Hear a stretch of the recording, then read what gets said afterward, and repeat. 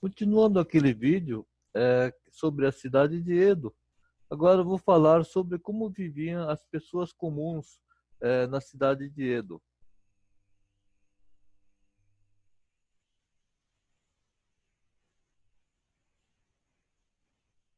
Bom, em Rombashi, o marco zero de Edo, já era essa confusão. Só que em 1613 é quando foi construído, então não tinha tanta gente assim, não tinha tantas casas e tudo isso que a gente está vendo, porque esse desenho é de 1800 e pouco, né? Mas o local é, foi retratado aqui nas 53 paradas, né, de Tokaido, da rota de Tokaido, da estrada de Tokaido, e aqui a gente percebe que tem, então, várias pessoas andando, né, os comerciantes carregando suas bagagens, é, e tem até uns cachorros aqui, né? Mas é um desenho bastante bonito e bastante conhecido, né? Isso aqui é uma maquete que tem no Museu Edo Tóquio, e que mostra como seria as ruas principais, né? Então aqui você tem uma grande avenida, né? Um monte de gente andando, maior confusão. E aqui então você tem os prédios, aliás, as lojas, o comércio, tudo isso que fica que dá frente para as avenidas são lojas, né? Agora, atrás aqui tem várias passagens, né, ruas estreitas aqui, que dão para o fundo, né? Aqui no fundo você tem casas populares, né? São pessoas comuns que moram atrás do comércio. Ah, eu vou falar um pouco sobre o Nagaya. Nagaya são casas populares, são casas geminadas, aquele que tem um teto contínuo, né? É que nem as nossas casas geminadas, e aqui também são todas elas casas contínuas com o mesmo teto, né? Aqui você vê, por exemplo, tem uma porta, né? E outra porta aqui. E todo esse quarteirão aqui é chamado de Mati, né? Mati, nós traduzimos erroneamente Mati como cidade, mas na verdade não é. Na verdade, nesse caso aqui, significa esses quarteirões, né? Que aqui, em termos de medida, tem 120 metros, né? Que é esse pedaço aqui, né? 120 metros. E então é um quarteirão bastante grande, e essa parte mais escura aqui é considerado um mati, né? E na época era fácil de identificar porque tinha portas, né, para entrar e sair. Mas hoje não tem mais, então é difícil identificar. Mas quem mora lá sabe até onde vai o mati dele, né? E onde começa o outro. Aqui tem um campo aberto, né? Aqui ainda tem um campo aberto onde as crianças brincavam, empinavam pipas, né? Essas coisas, certo? E depois essa área é ocupada, né? Porque falta espaço, então acabam construindo, né? Esse espaço era importante em época de incêndio, por exemplo, era uma válvula de escape. Aí acaba perdendo esse espaço para construir novas casas.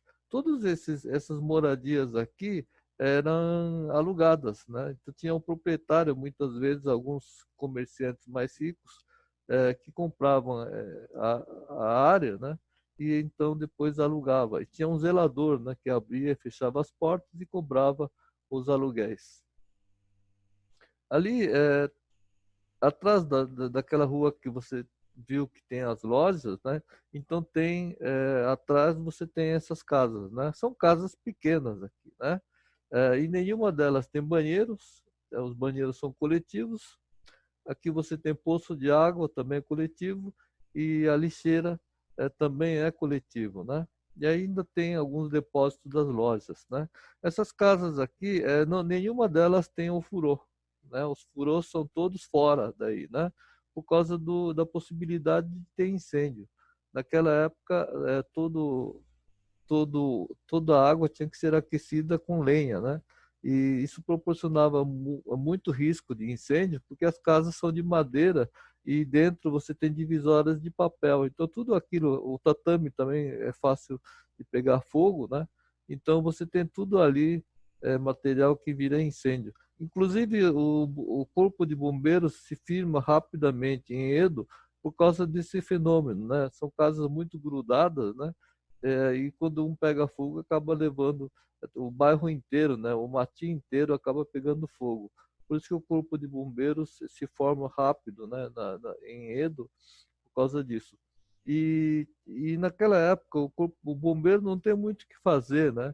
Então eles derrubam a casa. Na verdade, a especialidade do bombeiro é derrubar a casa, né? Então quando uma casa pega fogo, ele derruba as casas da redondeza, para que o fogo não se alastre, né? Então, dependendo da direção do vento e da velocidade também, várias casas e muitas casas são derrubadas na hora, né?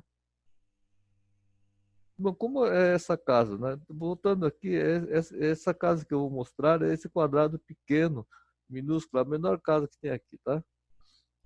Então é esse aqui. Então você entra por aqui, tem uma porta aqui e então tem os calçados, né? Então tem o pai, mãe e uma criança. Então essas três pessoas moram nesse espaço minúsculo, né? É uma kitnet atualmente.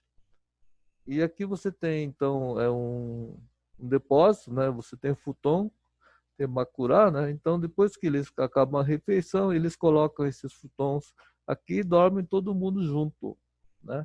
Aqui tem a parte da cozinha, né? Para você cozinhar. E aqui também tem água com balde, né? Então, aqui, quando você volta da rua, você lava o pé, né, para não sujar o tatame, né?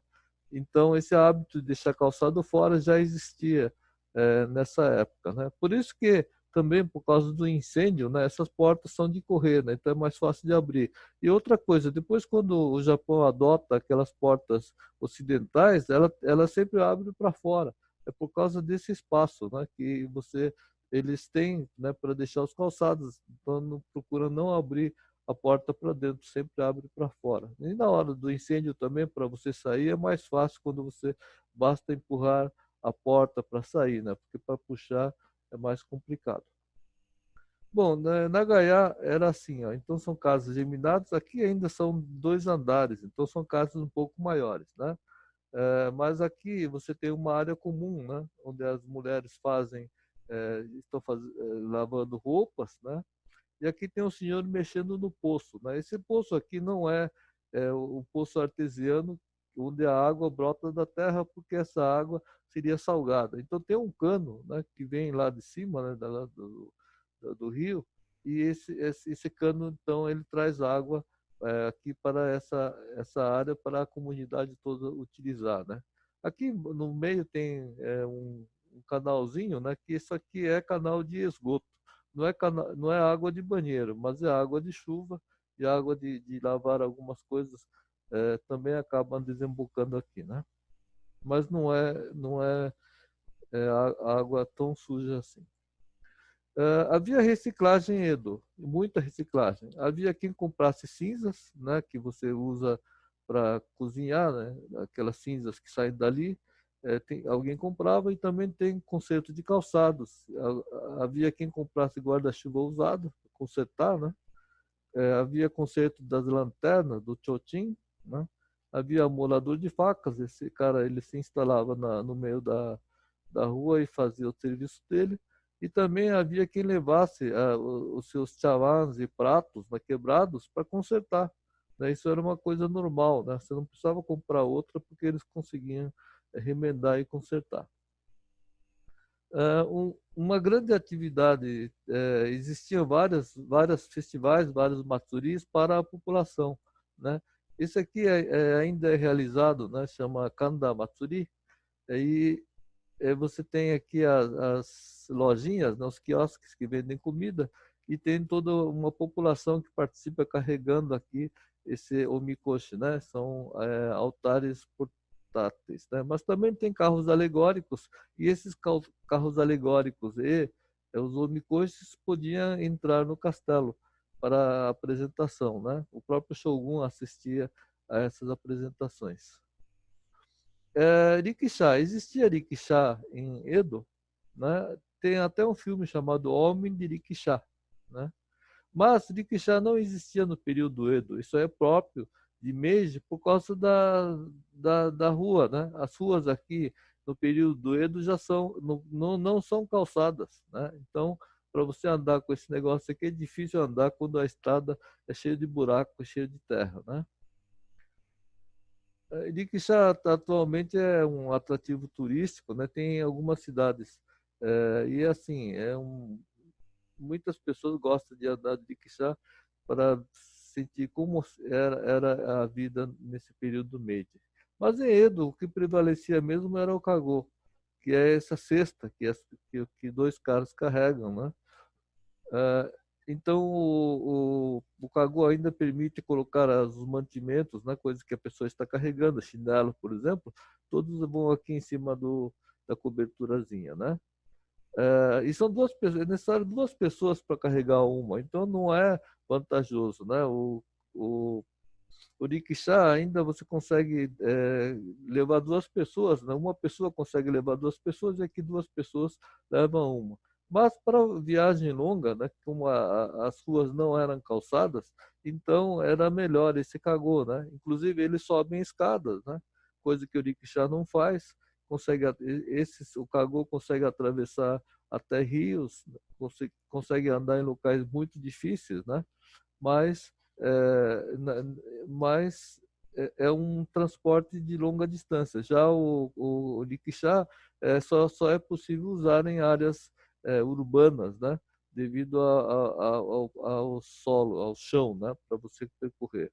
E o cargo, então, era bastante utilizado, era como táxi, né? Era um serviço que você contratava e não era barato não, tá? Bom, a população de Edo era de 150 mil habitantes, segundo um padre jesuíta, né? Ele é que escreveu isso. Não há um registro oficial do Japão sobre a população neste ano, né? Só que em 1695, sim, há um censo, né? Onde são registrados 350 mil civis, 400 mil samurais, olha como tem samurais aí, né? E 50 mil monges, shinto e budistas, né? Aí, em 1721, já são 1.100.000 habitantes, né? E Londres, a maior cidade da Europa, tinha 700 mil habitantes. Então, Edo, sem saber, já era a maior cidade do mundo. E aí, em 1850 em diante, a gente percebe que Edo cresce ainda mais e passa a ser maior do que Paris e Londres, as duas maiores cidades do mundo, juntas, né? Então, a população de Edo é surpreendentemente grande. Agora, a grande maioria, infelizmente, era homens, né? O negócio era ruim, era mais ou menos dois homens para uma mulher, por exemplo, né? Muito ruim nesse sentido, né? Existia entre safra agrícola, então os caras iam trabalhar como decassegue, né? No Japão você tem um inverno rigoroso, então tem locais como Hokkaido, onde metade do ano tem neve, você não consegue produzir nada, então esses saíam como decassegue, né? Vinha trabalhar em Edo e encontrava algum serviço temporário, né? E também homens solteiros saíam quando a família era grande, ele não tinha como não adiantava ter tantas pessoas numa área pequena, então os mais novos acabavam vindo procurar trabalho em Edo, né? E aí dizia que Edoko, o filho de Edo, né, é aquele que está há 3 gerações no local, né? Edoko é geralmente conhecido como aquele que sabe viver bem, né? Não trabalha muito, né, mas nunca guarda dinheiro, mas que nunca passa fome, né? É o que se fala do Edoko até hoje. Mas é isso, tá? Muito obrigado pela atenção e vamos para uma outra oportunidade. A gente vai falar sobre a educação no período Edo, né? Que são os Terakoyas. Vamos ver como eram os Terakoyas, ok?